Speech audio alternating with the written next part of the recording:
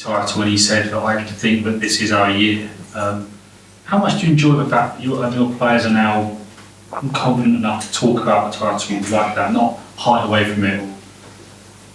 They are free to express their feelings, and if they believe that's the case, it's great, because belief is the first thing that you need to achieve any dream or whatever you want to achieve in life. And what I can say that obviously we just played 6 games and we are very far from it. I think there's a strange thing in England where you don't like to talk about the title too early because you may curse it or you may do something. Do you talk about the title to your team openly? No.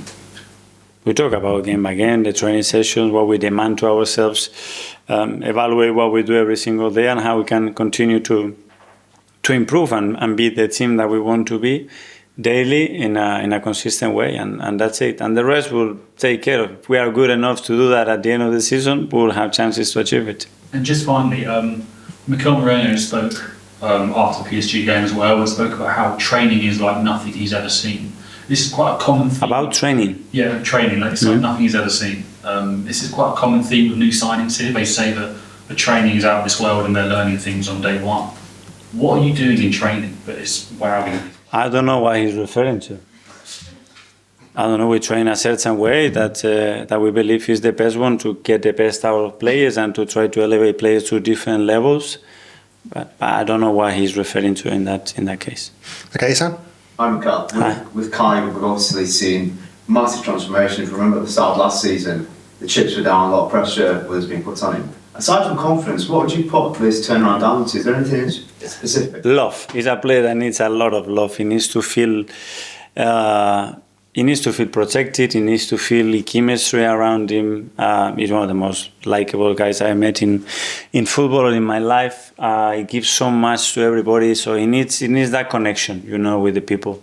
And he got that from ourselves, and the moment he started to go from our supporters, I think that gave him a different dimension, different confidence, as you mentioned, and now we see the player that he is. We'll also see Aaron Ramsdale in the colours of Southampton this weekend.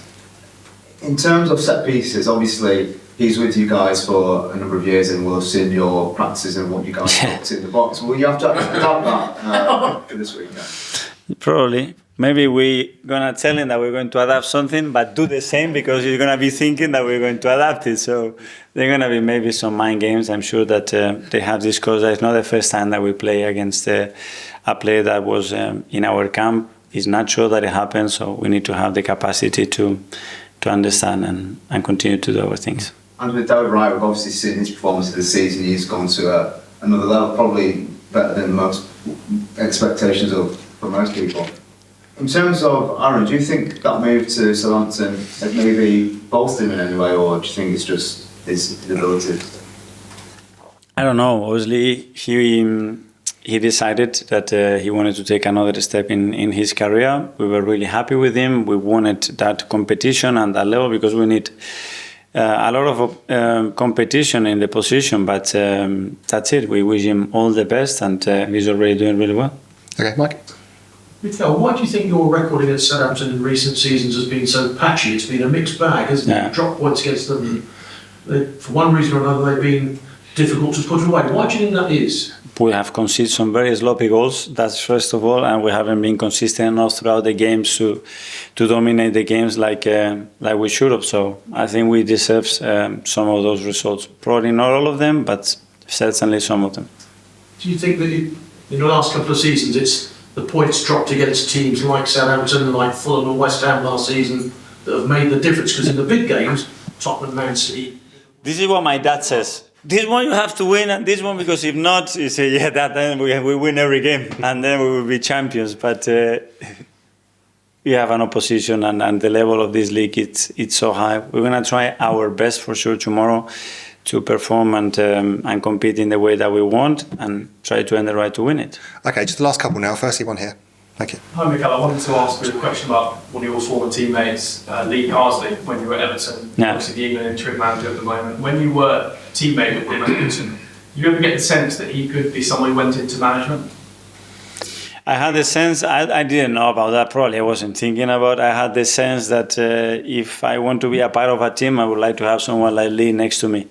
he was a joy as a person, as a professional. Someone that makes your profession, your life enjoyable, and obviously what he's done already, unbelievable. He takes it with such a leadership and in a really organic and natural way. And great guy. I don't know how much you saw of his England under 21s, but last summer they won the European Championships. Yeah, I watched it, yeah. Conceded a goal, and they played very fluid attacking football. Can you understand then why the FA hired him as the interim manager? Yeah, because he's able to create that energy and that togetherness around the team, and that's the foundation. And then he's a guy that has been preparing himself in the right way, really smart, really good connecting with people, and then these things happen. Okay, Hamza? Good afternoon, Mikel. Hi. Against PSG, just touching on David Raya, he had this lovely pass in the second minute, and if we looked at the goal at the back, straight to Martinelli, it's almost like he's a playmaker for you. Do you consider him as such, and what are the qualities that he gives you with the ball at his feet? Yeah, certainly. When your goalkeeper has the capacity to obviously combine and look short and find free plays, has the capacity to threat the opponent's last line. Obviously, he gives much bigger worries and he generates much bigger spaces, and that's a weapon that we have with David, whether the ball is on the floor, in his hands, in any circumstance, and that's something very positive for the team. Do you treat goal kicks like set pieces as well? I noticed this season, from the first kick out, you're not as short as much anymore. Is that a plan? Well, it depends on the behavior of the opponent, where the spaces is, what intention they have, and as well fit the qualities of our players. Okay, we done. John, quick one. You spoke very passionately about Russell Martin and his philosophy style of play. What exactly has impressed you about it? A lot of their fans think it's too much passing. Do you obviously seen something that you really like? Because I think I understand what he wants to do, what he does, why he does it. It's very difficult to coach it, and at the level that he's done it, to perform and dominate games and win the amount of games that he's done at that level is extremely difficult to do it. And first of all, because you need a lot of courage, because when he was winning a lot of games, nobody was talking about that. It's all beauty, and in YouTube, the moment you lose it, then it's too much. So you need a lot of courage to do that, and I love that. Okay, everyone. Thanks very much. Yeah, thank you. There's a phone there. Yeah,